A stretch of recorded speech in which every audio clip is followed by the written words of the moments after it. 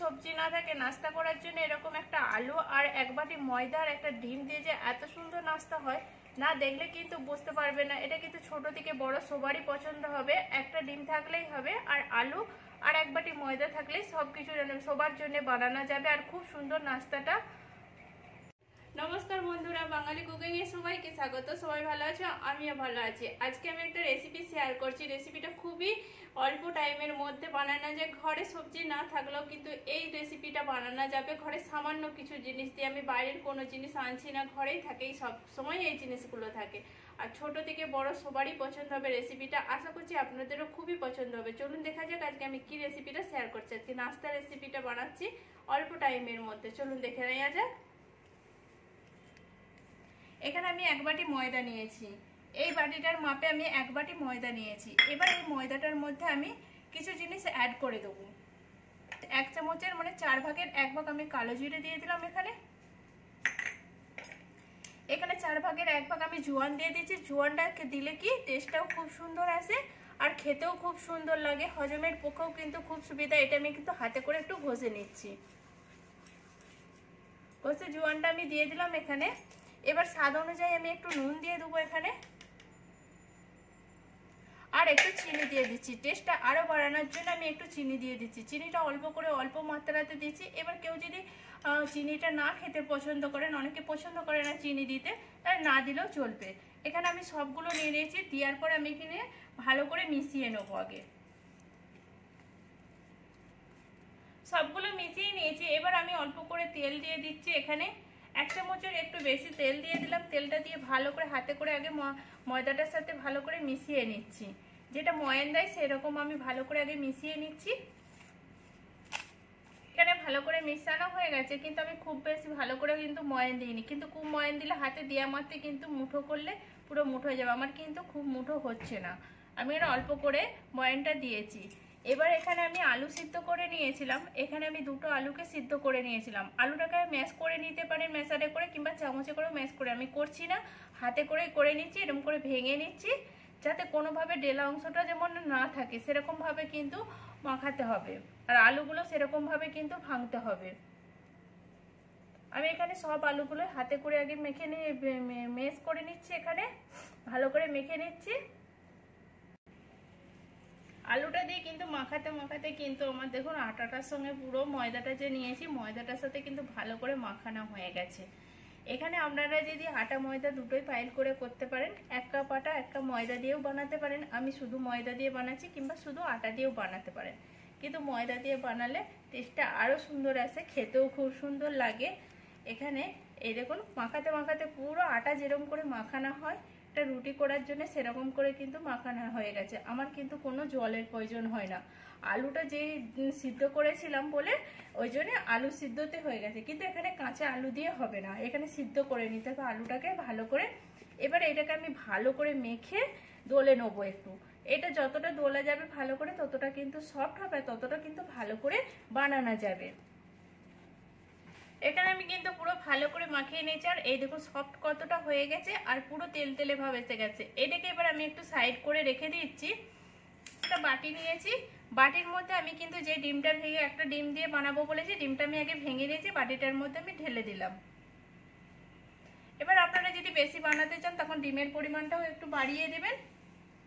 এখানে আমি দুটো কাঁচা লঙ্কাকে ছোট ছোট করে কুচিয়েছিলাম, কাঁচা লঙ্কাগুলোকে দিয়ে দিলাম। এখানে একটু সামান্য পরিমাণে লঙ্কা গুঁড়ো দিয়েছি, পুরো হাফ চামচেরও কম আমি একটু লঙ্কা গুঁড়ো দিয়েছি। এখানে জিরেটাকেও দিয়েছি, জিরেটাও দিয়ে দিলাম। 1 চিমটের মতো জিরে দিয়েছি। আর এখানে আমি পেঁয়াজ নিয়েছি, ছোট সাইজের পেঁয়াজটাকে আর আমি একবারে পুরো ছোট ছোট করে কুচিয়েছি, পেঁয়াজটাকেও আমি এখানে দিয়ে দিলাম।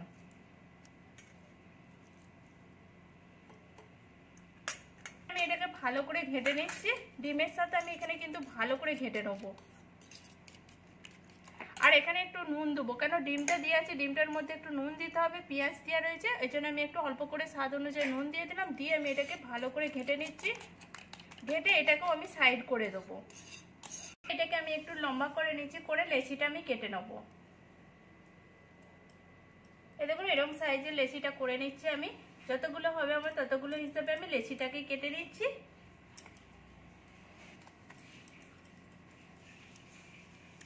সবগুলো গোল হয়ে গেছে। এবার আমি একটু বেলুন চাকি নিয়ে নিচ্ছি, সাইড করে সরিয়ে একটা বেলুন চাকি নিয়ে নিচ্ছি, আর একটা আমি লেচি নিয়ে নিচ্ছি। এখানে আমি অল্প করে একটু ময়দা দিয়ে দিচ্ছি। এবার এইটাকে আমি বেলে নেবো। আপনারা চৌকো করেও বেলতে পারেন, গোল করেও বেলতে পারেন। আমি একটু গোল করে বেলে নিচ্ছি। কিন্তু বেললে পুরো ফাটবেও না, আর খুব সুন্দরভাবে কিন্তু ঘুরবে, আর গোলটাও এসে যাবে। এই দেখুন, আর সমানভাবে কিন্তু ভালো করে বেলা যাবে। এখানে আমি বেলে নিয়েছি, আর কিন্তু এরকম করে বেলেছি, কিন্তু খুব পাতলাও করিনি, খুব মোটাও করিনি, এরকম করে বেলে নিয়েছি। আর সাইজটা কিন্তু খুব বড় করিনি আমি। এই দেখুন, আটাটাও কিন্তু উপর থেকে কম লেগে আছে, আর যেইটুকুন আছে একটু হাতে করে ঝেড়ে দিতে হবে, নাহলে আটার গুঁড়োটা থাকলে কিন্তু টেস্টটা আলাদাই লাগবে। এখানে আমি পুরো ভালো করে ঝেড়ে নিয়েছি। আর এদিকে আমি কিন্তু একটা তাওয়া বসিয়ে নিয়েছি, তাওয়াটা আমার গরম হয়ে গেছে। এবার আমি এর মধ্যে দিয়ে দিচ্ছি। এবার এটাকে আমি একটু হতে দেবো, তারপরে এটাকে একটু উল্টিয়ে নেবো। এখানে ফুলতে ফুলতে ফুলছে, এই দেখুন পুরো রুটিটা ফুলছে। এবার আমি এটাকে উল্টে নিচ্ছি। এদিকটাও কিন্তু হয়ে গেছে, সেদিকটাও আমি একইভাবে হতে দেবো আগে।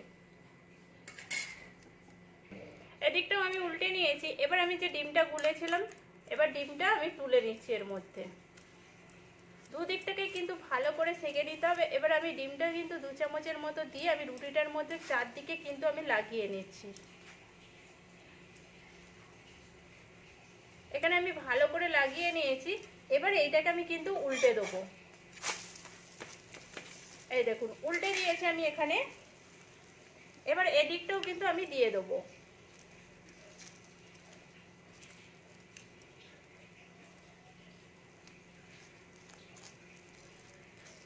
এদিকটাও চারদিকে দিয়ে দিলাম। একটু এবার অল্প করে আমি তেল দিয়ে দেবো, দু সাইড থেকে একটু তেল দিয়ে দিচ্ছি আমি।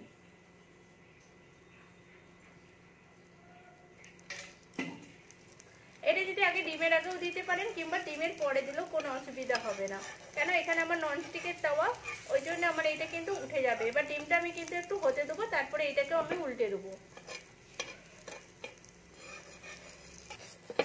এবার এটাকেও আমি উল্টে দিচ্ছি। এই দেখুন, এবার এর উপর থেকেও আপনারা তেল দিয়ে দিতে পারেন। আমি কিন্তু অল্প তেল দিয়ে ভাজছি বলে আমি বেশি তেলটা দিচ্ছি না। এবার সাইড থেকে একটু হালকা করে টিপে নিলে দেখুন আস্তে আস্তে কিন্তু ফুলছে। এটা আমার হয়ে গেছে। এবার আমি এটাকে প্লেটে তুলে দিচ্ছি। এটা আমি প্লেটে তুলে নিয়েছি। আবার আমি কিন্তু একইভাবে আরেকটা আমি বসিয়ে দিচ্ছি। এখানে কিন্তু তেল রয়েছে, আমি আর তেল দিচ্ছি না। একইভাবে আমি বেলেছিলাম, আবার আমি এই তাওয়ার মধ্যে দিয়ে দিলাম। এটা একইভাবে কিন্তু আমি করে নিয়েছি। এইটাকেও আমি তুলে নিচ্ছি। এই দেখুন, একইভাবে এরকম করে আমি সবগুলো বানিয়ে নিচ্ছি আগে। আমার কমপ্লিট হয়ে গেছে এখানে। আর আমি এখানে কিন্তু কত সুন্দরভাবে বানানো হয়েছে আমি দেখিয়ে দিচ্ছি। এই দেখুন কত সুন্দর হয়েছে। একটা ডিমের মধ্যে আর আলু দিয়ে দিয়ে এত সুন্দর রেসিপি, আর কতটা নরম হয়েছে সেটাও আমি দেখাচ্ছি। এই দেখুন, খুব সুন্দর নরম, এমনিতেই খাওয়া যাবে। আর বাচ্চার দিকে কিন্তু সস দিলে আরও তারা কিন্তু টেস্টিভাবে খেয়ে নিতে পারবে। খুব সুন্দর রেসিপিটা, অল্প টাইমের মধ্যেই বানানো যায়।